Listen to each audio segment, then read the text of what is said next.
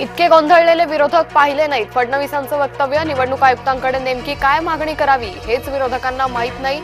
फडणवीसांची विरोधकांवर जोरदार टीका. निवडणूक आयुक्तांसोबतच्या बैठकीनंतर ठाकरे बंधूंची संयुक्त पत्रकार परिषद. सरकारसह निवडणूक आयोगावर डागलं टीकास्त्र. आमच्या तक्रारीची सर्वोच्च न्यायालयानं दखल घ्यावी. उद्धव ठाकरे यांची न्यायालयाकडे मागणी. याद्या सुधारत नाही तोवर निवडणुका नकोत. राज ठाकरे यांची मागणी. आयोग आमच्या तक्रारीची दखल घेत नाही. बाळासाहेब थोरात यांचा आरोप. निवडणूक आयोगाचा सर्व्हर हॅक झालाय. जयंत पाटील यांचा गंभीर आरोप. महाविकास आघाडीच्या आंदोलनाची हवाच गेली. शरद पवार महाविकास आघाडीच्या शिष्टमंडळासोबत गेलेच नाहीत.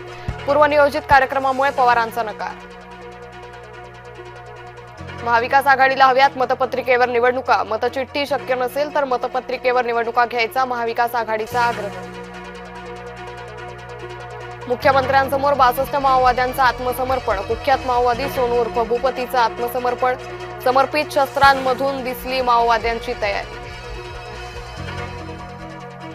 मुंबईत एसटी बँक संचालक मंडळाच्या बैठकीत राडा. सदावर्ते शिवसेनेच्या कार्यकर्त्यांमध्ये हाणामारी. 4 ते 5 जण जखमी झाल्याची माहिती. नागपूरमधल्या आयसीसीआय बँकेत मनसेचं आंदोलन. खोटी कागदपत्र बनवून कर्ज उचल केल्याचा बँकेवर आरोप. 8 दिवसात प्रश्न न सोडवल्यास बँकेच्या काचा फोडू मनसेचा इशारा.